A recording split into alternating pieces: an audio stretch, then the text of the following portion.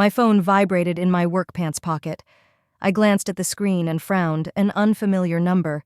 Usually, such calls meant a new order or a customer complaint. I took off my gloves and stepped away from the freshly cleaned window. Lancelin Cleaning, Marriott's manager, speaking.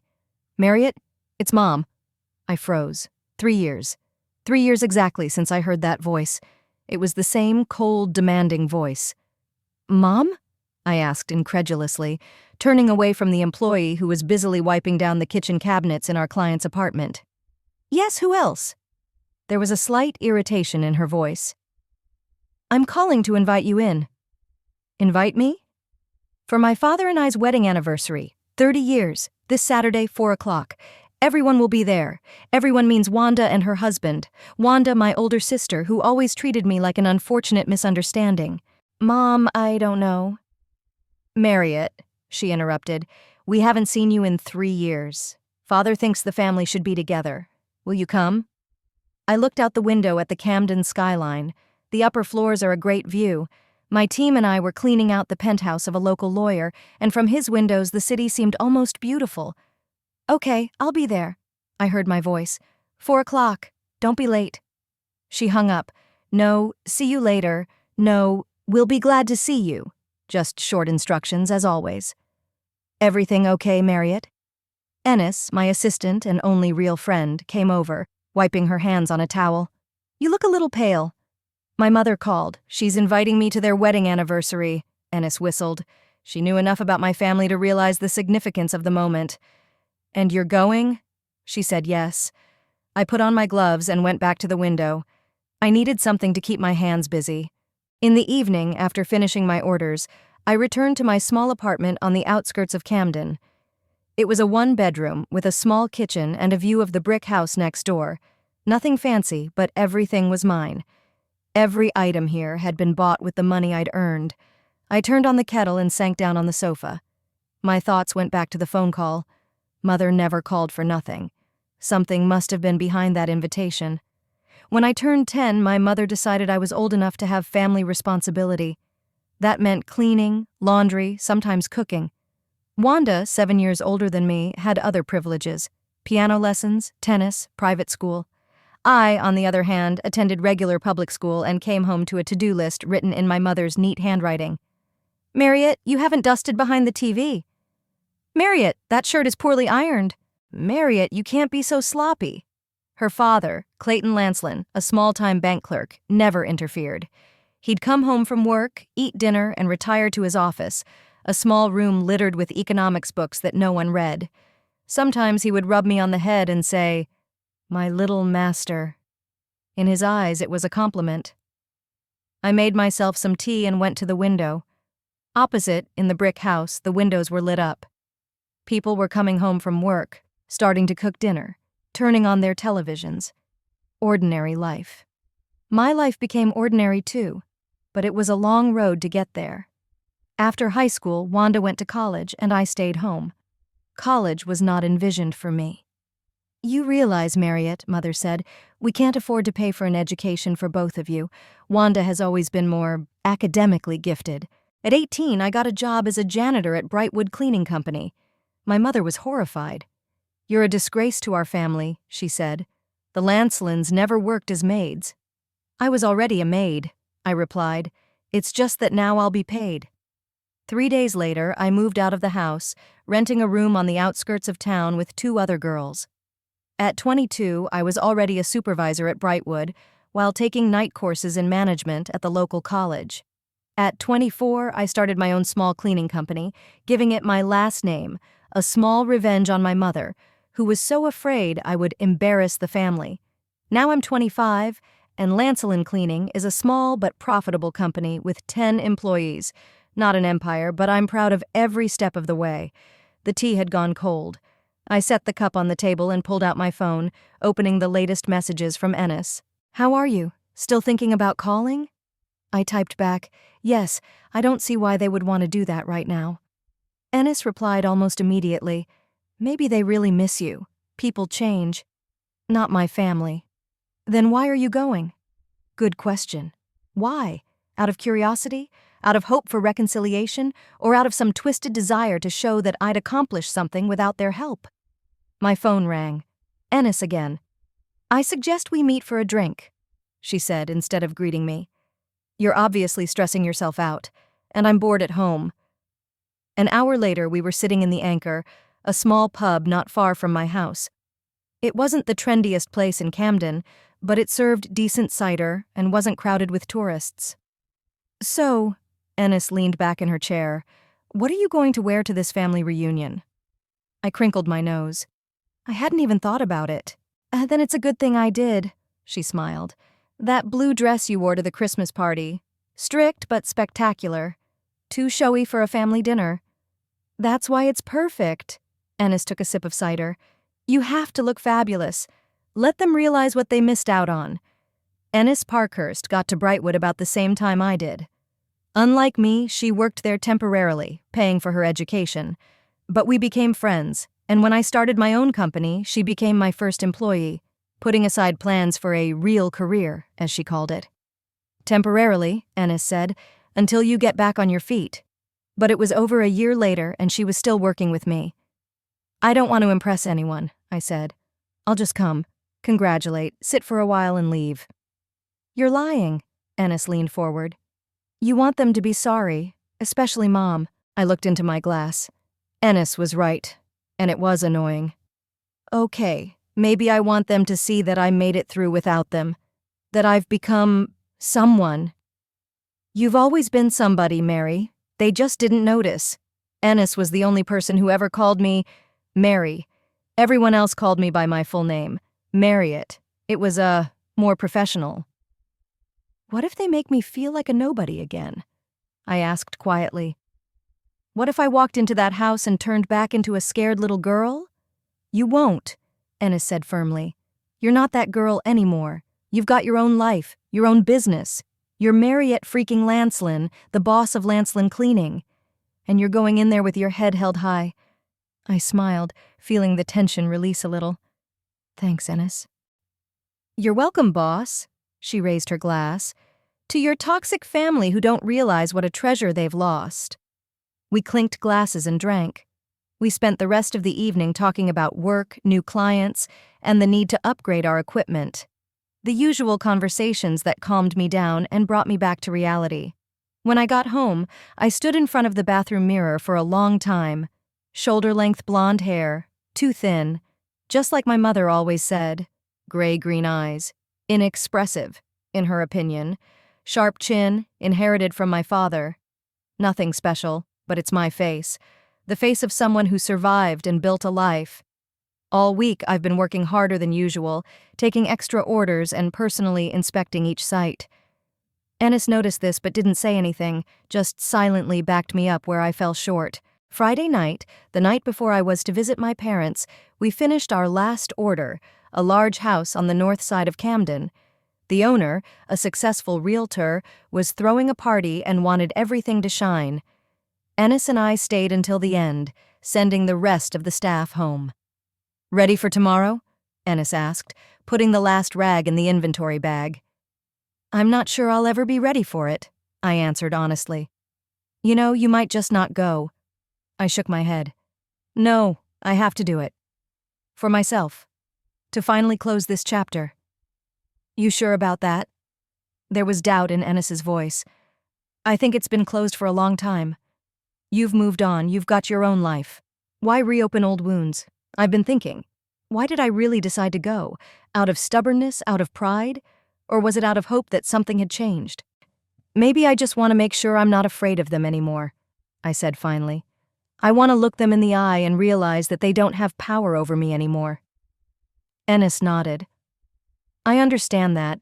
But remember, you can leave at any time. Call and I'll come get you, even if it's 3 a.m. "Let's hope it doesn't come to that." I smiled weakly. "It's just a family dinner. What could possibly go wrong? When it comes to your family?" "Everything," Ennis hummed, but immediately became serious. "Really, Mary, be careful. Don't let them hurt you again." We left the client's house and headed for my car, a used Fiat I'd bought a year ago. Not a luxury, but a reliable means of transportation for a cleaning company manager. I'll be fine, I said as I opened the door. After all, what's the worst that could happen? Will they say I disappointed them? That's what I've heard before. Ennis looked at me for a long moment. You know, sometimes I think the worst thing is when they say something nice and you realize it's insincere. It hurts more than a direct condemnation. I kept quiet, realizing she was right. The only thing worse than direct criticism is fake praise, and my mother was a master of both. Anyway, I started the car. It'll all be over tomorrow. I'll go and congratulate them, sit for a while, and then go home, and probably never see them again. Sounds like a plan, Ennis braced herself. Now take me home, boss. It's a busy day tomorrow. We were silent on the road. I thought about tomorrow, about the house I grew up in, about the family that was never really my family, and the more I thought, the more I decided to go. Not for them, for myself. To finally put a stop to it and move on without the weight of the past. After dropping Ennis off at her house, I drove to my apartment. At home, I pulled out the blue dress my friend had mentioned and hung it on the closet door. Strict, but elegant.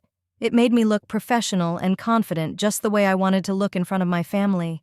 As I went to bed, I thought about what I would say to them. I prepared a few neutral topics of conversation, a few accomplishments I could share without bragging. I wasn't going to tell them everything, just what would allow me to maintain my dignity. As I fell asleep, I remembered how, as a child, I had often dreamed that one day my mother would hug me and tell me she was proud of me. Now I realized that would never happen. And strangely, the thought didn't cause pain, just a quiet acceptance of reality. Saturday morning came all too quickly. I woke up before my alarm clock, feeling vaguely anxious. It was an important day, the day I would finally close the door on the past and open a new chapter of my life. At least I hoped so. My parents' house looked exactly as I remembered it. 2 stories, with a neat front garden and a freshly painted fence. A typical middle-class suburban home where the Lancelin family maintained a semblance of prosperity. I parked my Fiat on the street, hesitant to drive into the yard. For a while I just sat there, clutching the steering wheel and trying to calm my breathing. I'm a grown woman with my own business, I reminded myself. I can leave at any time. It was exactly 4 o'clock when I rang the doorbell. The habit of being punctual was too deeply ingrained. My mother didn't tolerate tardiness. She opened the door herself. Hadley Lancelin, impeccable as ever, a dark blue dress, pearl earrings, her hair in a severe style. At 55, she looked 45, and I knew how much effort it had cost her. Marriott? She nodded slightly. You're right on time. It was the closest thing to praise I could hear from her. Hello, Mom. I held out a small gift wrapped in silver paper. Congratulations on your anniversary. She took the package with her fingertips, as if it might be contagious. Come on in, everyone's already here. I stepped into the hallway, and the smells of home came over me. Lavender, furniture polish, the light scent of baking. Nothing had changed. Even the pictures on the wall were the same Wanda graduating from college with honors. Wanda on the tennis court with a trophy. Wanda in her wedding dress with Thomas. There were no pictures of me, as usual. In the living room sat my father, Wanda, and her husband. At my appearance, Father stood up, a thin man with thinning hair and a perpetually tired look. Marriott, he hugged me awkwardly, patting me on the back. It's good to see you, daughter. Hi, Daddy. I smiled at him. Happy anniversary. Wanda didn't get up. She sat cross-legged in the chair with a glass of white wine in her hand. At 32, she was still beautiful tall, with her mother's dark hair and correct facial features.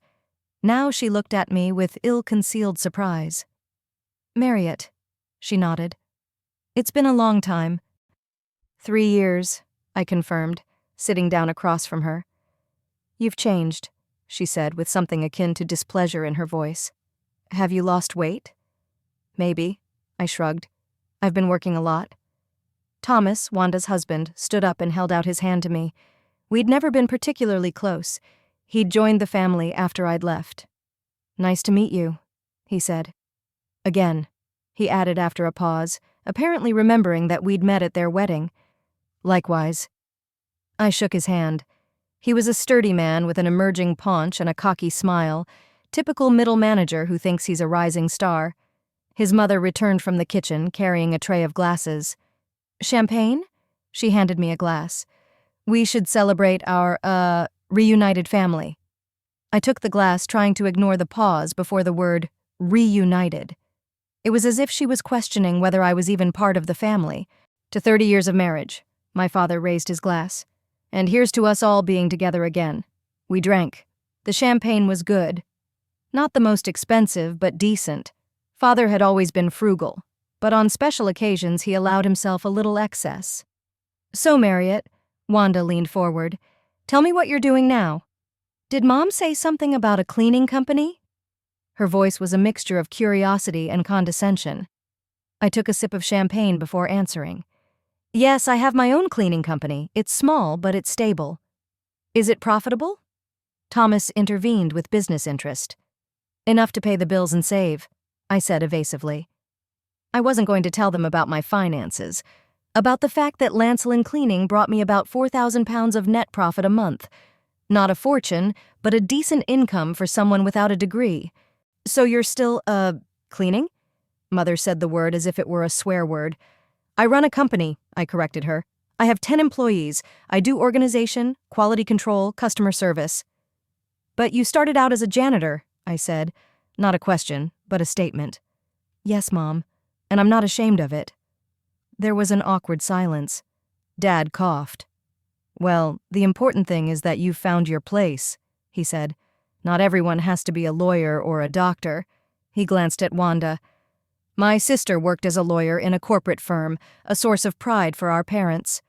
Speaking of doctors, Wanda looked at her husband with a hint. Oh, yes. Thomas straightened up. We've got news. I got a promotion.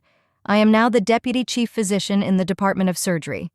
Congratulations, I said sincerely. We are very proud of Thomas. My mother smiled at him. And of course, Wanda. She recently won a big case. Tell me about it, dear. For the next 20 minutes, I listened to my sister and her husband's brilliant career. Wanda talked about her professional successes, not hiding the pleasure of boasting in front of me. From time to time, my mother inserted comments emphasizing how proud she was of her eldest daughter. Are you planning on having children? I asked when Wanda finally stopped talking. My sister wrinkled her nose. Not yet, no. Career takes time, maybe in a year or two. We're expecting grandchildren, my mother sighed, but we realize that the young have their own priorities. Her gaze stopped on me for a moment, and I realized what I hadn't said. I wasn't expected to have grandchildren. I was a backup for everything, even procreation. What about you, Marriott? Father asked. Has anyone come into your life? No, Dad, I shook my head. Just work.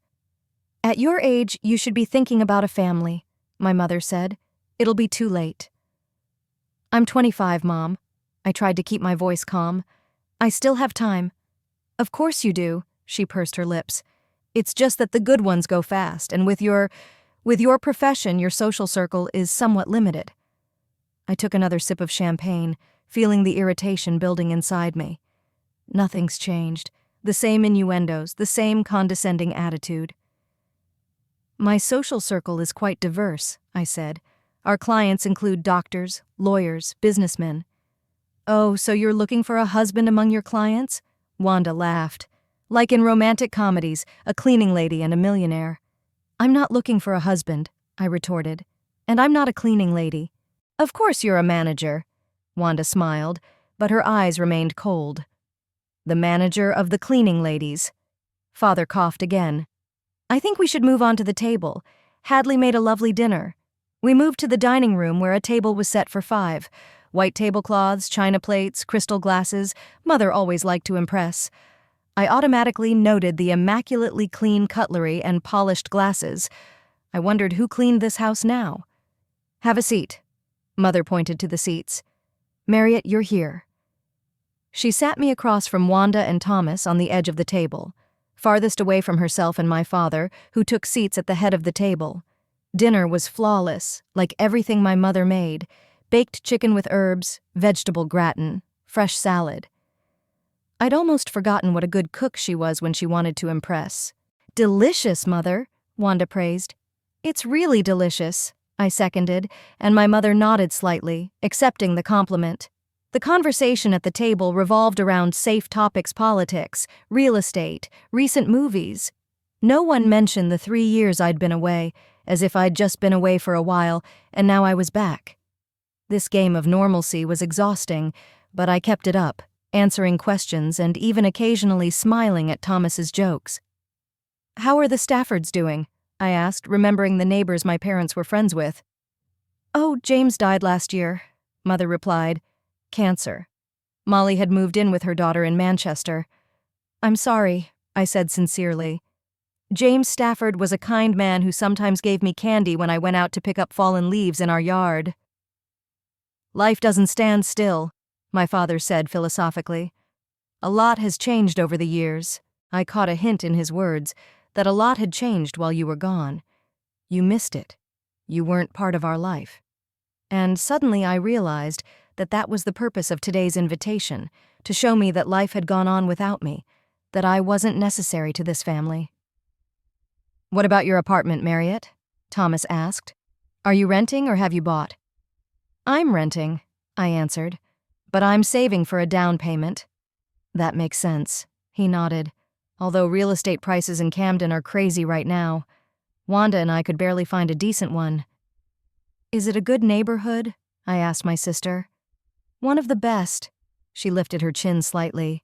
"Near the park, walking distance to the subway. A 2-bedroom apartment with a terrace." "Sounds great. What about yours?" "What neighborhood?" My mother asked the question as if she expected to hear the name of a slum. "Near Camden Market," I said. "It's a lively neighborhood, lots of stores and cafes nearby."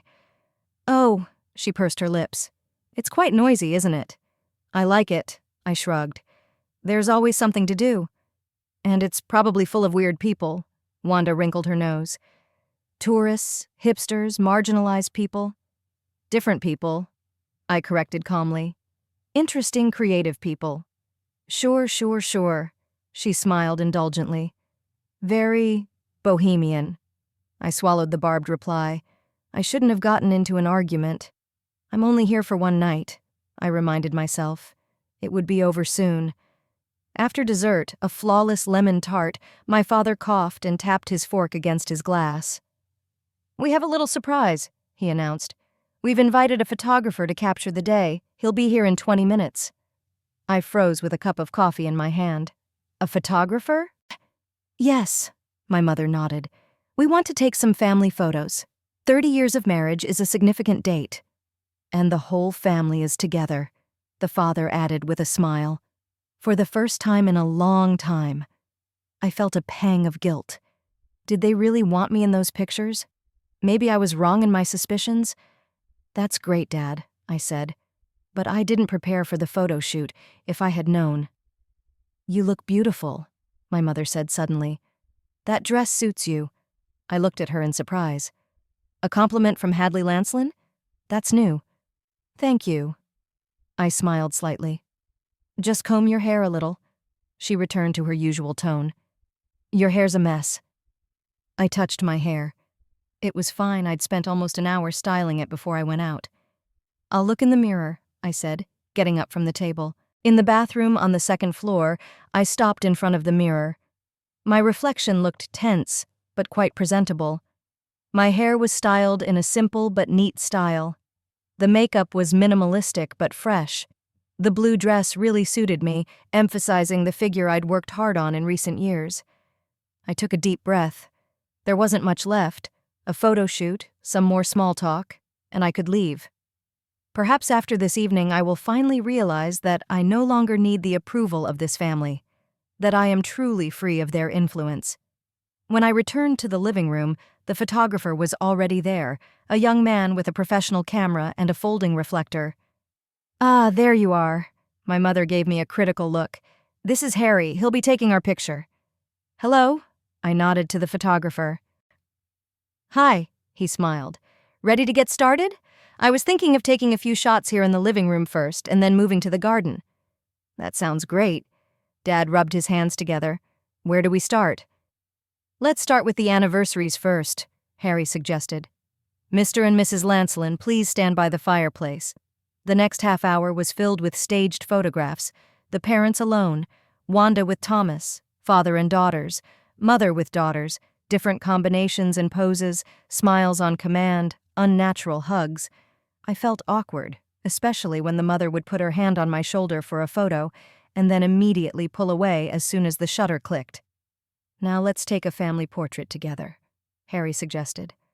All together on the couch. We sat down, my parents in the center, Wanda and Thomas to their right, me on the left. My mother adjusted her skirt, my father smoothed his hair. "Smile," the photographer commanded. "1, 2, wait," suddenly said Wanda. "I think we should take one more picture, just our family, Mom, Dad, me and Thomas." I froze. Harry looked at her confused, then at me. "But aren't you two the same family?" "Of course we are," Dad said quickly. "Wanda just wants an extra shot." "No." Wanda shook her head and looked directly at me. "I don't want to see the cleaning lady in the family photos. It doesn't make sense." A heavy silence hung in the room. I felt the blood rush from my face. "Wanda!" Dad looked shocked. "What are you saying?" "The truth, Dad," she shrugged. "Marriott hasn't been a part of this family for 3 years. She left when we needed her. She chose her own path, and now she comes back just to be in the pictures? No, that's not right." I slowly got up from the couch. "Marriott, wait." Dad held out his hand. "That's not what Wanda meant." "That's exactly what I meant." My sister stood up as well. "She left us for her career," she said the last word with obvious contempt. "And now she comes in pretending to be a successful businesswoman when really she's just cleaning up after other people. It's ridiculous." "Wanda, that's enough." Her mother finally broke the silence. "You're ruining our anniversary." I expected her to stand up for me, to say something that would restore peace to the family. But instead, she turned to me. "Marriott, perhaps you should leave. You can see that your presence is upsetting your sister." My presence? I couldn't believe my ears. She insults me and it's my fault? "No one is saying it's your fault," Dad said tiredly. "It's just not a good time to get into a relationship." "I'm not confronting her." My voice sounded surprisingly calm, even though I was seething inside. "I came at the invitation. I'd been polite all evening, despite the constant innuendo and condescending comments, and now I'm being asked to leave." "Marriott, don't make a scene." Her mother stood up and straightened to her full height. "You were always too emotional. That's why you left. You couldn't handle the responsibility, your responsibilities to your family." "Responsibilities?" I laughed bitterly. "You mean working as a free maid? While Wanda got the best of everything, I scrubbed your floors and ironed your shirts. Those were my duties? We gave you a house, food, clothes." Her mother spoke as if she were listing items in a contract. "You should have been grateful. For what? For doing your duty as a parent? For not throwing me out on the street? What a generous thing to say." Wanda snorted. "You see? Ungrateful as always. Mom, I told you I shouldn't have invited her." I turned to my sister. "Was it your idea? Inviting me over to humiliate me? To show me how wonderful your life is compared to mine?" "Don't be silly." Wanda rolled her eyes. "Mom wanted to give you a chance to come back to the family. I was against it. And as you can see, I was right. You're still the same resentful girl." Harry's photographer stood in the corner of the room, clearly not knowing where to put himself. He looked from one person to the other, his camera in his lowered hand. "I think I'd better go," he said at last. "I don't think this is a good time for a photo shoot." No, stay." His mother turned to him. "We'll take some more pictures without Marriott." Those words hit me harder than all the previous insults. She wasn't even trying to maintain a semblance of family unity. She was just dismissing me as an unnecessary element. "I get it," I said, heading for the door. "Don't worry, I'll find my own way out." "Marriott, wait." My father made a movement as if he wanted to follow me, but my mother put a hand on his shoulder, holding him back. "Let her go, Clayton. You can see she's dramatizing everything again." I turned around in the doorway. "I'm not being dramatic, Mom. I'm just finally seeing things clearly. You never considered me a part of this family. I was a servant, and when I stopped being a servant, I was no longer needed." "That's not true." Father began, but I shook my head. It is, Dad, and you know it. You never defended me, never interfered. You just watched Mom turn me into a maid and did nothing. Wanda crossed her arms over her chest. God, what melodrama. You've always been short on attention. And you've always been short on power, I parried. You liked watching me clean your room. You liked bossing me around. It made you feel superior, didn't it? Marriott, that's enough. Mother stepped forward. You're out of line. If you can't behave in a civilized manner, you really should leave. I looked at each of them. The mother's cold face, the father's confused expression, Wanda's contemptuous smirk, and Thomas's confused look. I'm leaving, I said. For good this time. Don't worry anymore, I won't ruin your perfect family photos. I turned and walked out of the room, feeling my knees shake. In the hallway, I grabbed my bag and walked out of the house without looking back. It wasn't until I was in the car that I allowed myself to take a deep breath. My hands were shaking so badly that I couldn't put the key in the ignition right away. The front door slammed behind me. I turned around, expecting to see my father, but it was Harry, the photographer. He was walking quickly to his car, parked nearby, clearly in a hurry to leave the scene of the conflict. Our gazes met for a moment, and he nodded awkwardly at me, a gesture of solidarity from a bystander to the family drama. I nodded back and started the car. I drove through the familiar streets of Camden, but I could barely see the road. My thoughts were jumbled, my hands still trembling slightly on the steering wheel. Rage, resentment, frustration. The emotions came in waves, alternating with each other, and somewhere deep inside, a strange relief, as if something that had been festering inside for a long time had finally broken through. At a stoplight, I pulled out my phone and dialed Ennis. Mary? Her voice sounded concerned. How did it go? Terrible. I tried to laugh, but it came out sounding like a sob. They kicked me out the door. What? Really? There was genuine outrage in her voice. What happened? It's a long story. Are you home? Yeah, I'm on the couch with a book. Come on over. And pick up some wine on the way. I think we're gonna need it. I'll be there in 20 minutes. I stopped at a small supermarket near Ennis's house and bought a bottle of red dry wine, not the cheapest, but not too expensive either. I didn't feel like coming home in this condition. The apartment seemed too empty, too quiet for the storm that raged inside me. Ennis lived in a small apartment in an old brick building on the east side of Camden. Not the most upscale neighborhood, but cozy and lively. Walking up to the third floor, I knocked on a familiar door. She opened almost immediately, wearing old jeans and a stretchy t-shirt, her hair in a sloppy bun. "Oh my God," she said, looking at my face. "Come on in."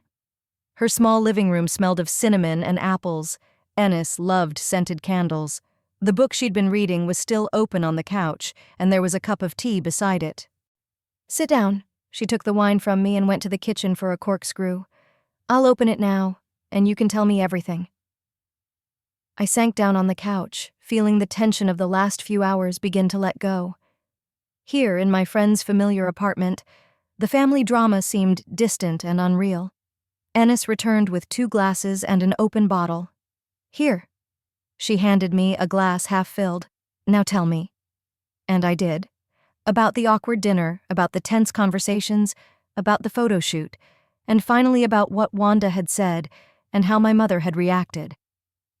"I don't want to see the cleaning lady in the family photos," I quoted my sister, taking a big sip of wine. "Can you believe it? And my mother, instead of sticking up for me, just asked me to leave. So I wouldn't upset Wanda. They're so mean." Ennis shook her head. "Especially your sister. Who does she think she is?" "She's always been like that." I shrugged. "Wanda's the golden child, I'm the servant. It's been that way since the beginning." Ennis stood up and started pacing around the room, waving her arms. "No, seriously, this is the 21st century. Who looks down on people because of their profession anyway? And what's wrong with being a cleaning lady? It's an honest job. Not everyone is born with a silver spoon in their mouth." I couldn't help but smile at her righteous anger. "You're just saying that because you started out as a janitor yourself." "Exactly." She flopped back down on the couch. "And I'm proud of it. I paid my own tuition. I worked with my hands. Unlike some people who just take advantage of parental privilege. Ennis poured more wine into our glasses. You know what? Screw them. You deserve better. You built your business from the ground up, you help people, you give jobs. What did your sister do besides being born first? I laughed, feeling warm inside, from the wine and the camaraderie. Thank you, Ennis. I don't know what I'd do without you. I'd be home alone, she winked. By the way, have you eaten? I have some frozen pizza I can heat up. I had dinner at my parents', but honestly, I couldn't eat a bite. Pizza, then! Ennis got up and headed for the kitchen. And I'll call Liam and Jessica. They wanted to meet tonight, but I canceled because of the book. I think your drama is more important. Don't make it about me. Don't even argue. She was already pulling out her phone. You need people around you, real people who appreciate you. While Ennis called her co-workers, I sat on the couch, staring out the window at Camden in the evening. Lights in the windows across the street, cars passing by, people rushing about. Just life going on as it happened. I thought about what happened today. How my mother chose Wanda without even thinking. How my father kept silent, not having the courage to protect me. My sister's words, cruel but true in some ways. I really left when I realized I couldn't live in that family anymore. I chose my own well-being over family duty. I've never regretted it. They'll be here in half an hour. Ennis returned from the kitchen, where the pizza was already warming up. Liam said he'd bring beer and Jess would bring ice cream. You're all too nice to me. I felt tears come to my eyes. I don't deserve friends like that. Don't you start. Ennis looked at me sternly. You deserve the best. And we all know it. 40 minutes later, her small apartment was filled with voices. Liam, our driver and handyman, had brought not only a beer, but a bag of chips. Jessica, one of our best cleaners, showed up with 2 kinds of ice cream and a bag of chocolate chip cookies. They listened to my story, punctuated by exclamations of outrage, and then started telling stories about their toxic relatives. My aunt still thinks I embarrassed the family by not going to university, Liam laughed, opening a new bottle of beer. Every Christmas she asks me when I'm going to get a real career. And my dad still can't understand why I left accounting, Jessica said. He says cleaning isn't a job for someone with a degree. But you know what? I'm making more money than when I was in the office, and I'm much happier. I looked at them, the people who have become my team, my friends. They came to support me without hesitation, not out of a sense of duty or social obligation, but simply because they cared. You know what the saddest part is? I said as we were finishing our ice cream. I was still hoping that something had changed, that they called me because they missed me, because they wanted to connect. It's not sad, Jessica shook her head. It's okay to hope for the best, especially when it comes to family. The thing is, I twirled my empty glass in my hands, I've always felt different from them. It's like I was switched at birth. And tonight I realized that maybe that was the best thing, to be in a different family. Hey, Liam lifted his beer bottle. Family isn't just the people you share DNA with. Family is those who accept you for who you are. And by that definition, he circled the room, we are your real family. To real family, Ennis raised her glass. To real family, we echoed. At that moment, my cell phone rang. I took it out of my bag and looked at the screen in surprise. It was my father. It was him. I showed the screen to my friends. What do we do? Answer it. Ennis shrugged. Listen to what he has to say. You can always hang up. I took a deep breath and ran my finger across the screen. Hello? Marriott? My father's voice sounded uncertain. Can you talk? Yes. I stood up and walked out onto Ennis's small balcony, closing the door behind me. What do you want, Dad? Yeah. He was silent. I wanted to apologize. For tonight, for Wanda, for your mother, for myself. I was silent, not knowing what to say. I'd never heard my father apologize in 25 years. Marriott? Are you here? Yes. I leaned against the balcony railing. I'm listening. What Wanda said. It was unacceptable.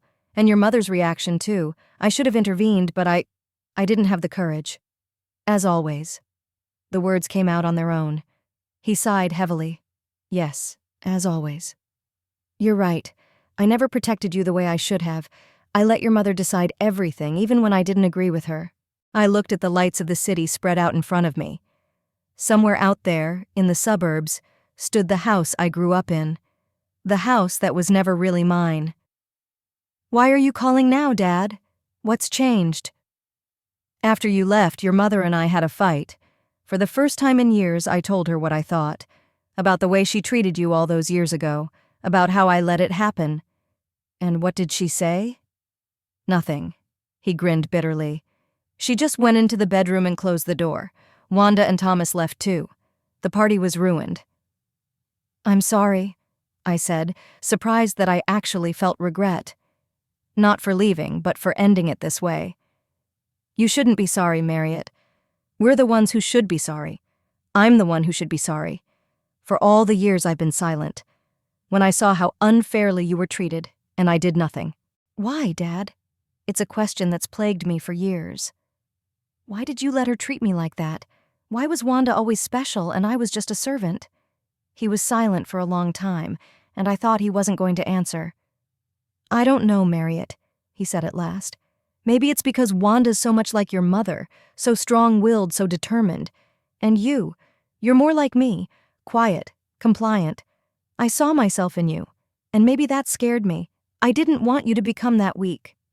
But I didn't, I said quietly. I walked away. I built my own life, without your help. Yes, his voice was a strange mixture of sadness and pride. You're stronger than I've ever been, and you know, I'm proud of you, your company, what you've accomplished, even if your mother will never admit it. I felt tears come to my eyes again, but this time not from resentment. Thank you, Dad. That, means a lot to me. I wish I could. He hesitated. I'd like to start over, to be a part of your life if you'd let me. I hesitated. Part of me wanted to say yes immediately, to jump at this chance for reconciliation. But the other part, the more cautious part, remembered the years of indifference and betrayal. I don't know, Dad. I need time. I need to think. I understand. He didn't sound hurt or disappointed. I'll wait as long as it takes. And Marriott. Yes, I love you. I always have. I just didn't know how to show it. After he said that, there was silence on the phone. I stood on the balcony with the phone to my ear, not knowing what to say. In 25 years of my life, I had never heard my father say those words. I have to go, I said finally. My friends are waiting. Sure, he coughed. Thank you for listening. Take care of yourself, Marriott. You too, Dad. I ended the call and stood on the balcony for a few more minutes, looking out over the city. There was a strange emptiness inside, not painful, but as if it were cleansing, as if something had ended, and now something new could begin. When I returned to the room, everyone was silent and stared at me expectantly. My father apologized. I sank down on the couch, for the first time in my life. Wow, Liam whistled. What did you tell him? That I needed time. I shrugged. I don't know if I'll ever be able to trust them again, or at least trust him. Time will tell. Ennis put her hand on my shoulder. The important thing is that you're not alone. You have us. And 10 employees who adore you, Jessica added, and clients who recommend you to everyone they know. And a nasty cat named Ennis who for some reason is the only one who doesn't scratch you. Liam grinned, nodding at the ginger cat, who actually jumped into my lap at that moment. I laughed, stroking the purring pet. Thank you. For coming, for listening, for everything. Hey, what else are friends for? Ennis winked. Oh, and by the way, while we're on the subject of friends and family, I have an idea. She stood up and started looking for something in a dresser drawer. Here, she pulled out a small camera. Let's take a picture. A real family photo. Now? I looked at myself, still in my dress, but with disheveled hair and probably smeared mascara. Right now. Ennis adjusted the camera and set it on the shelf. You are beautiful, we are all beautiful, and this moment is worth capturing. She set the timer and quickly returned to our couch. All together, Mary in the center. They sat me in the middle of the couch. Ennis and Jessica sat on the sides. Liam stood behind me with his hands on the backrest. The red cat stayed on my lap, squinting sleepily. "Smile," Ennis commanded. 3, 2, 1. A flash lit up the room, capturing us in that moment. Tired, a little drunk, but happy. Real. A week later, Ennis brought the printed photo. She insisted on developing it the old-fashioned way, not just digitally downloading it. "Here you go," she handed me the picture. "Your real family photo." I looked at the photo and couldn't help but smile. We all looked a little ridiculous, me in a formal dress among people in jeans and t-shirts, with a cat on my lap and slightly smeared mascara, but we were all smiling, genuinely, without strain. Like people who were comfortable with each other. "It's beautiful."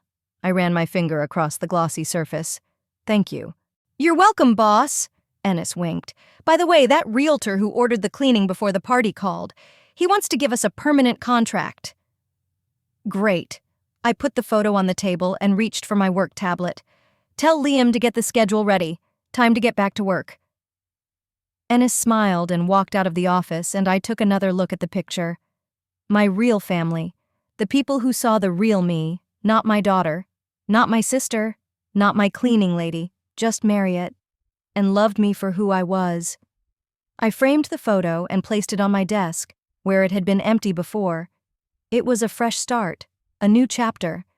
And this time I was surrounded by people who really cared about me. Did my father call again?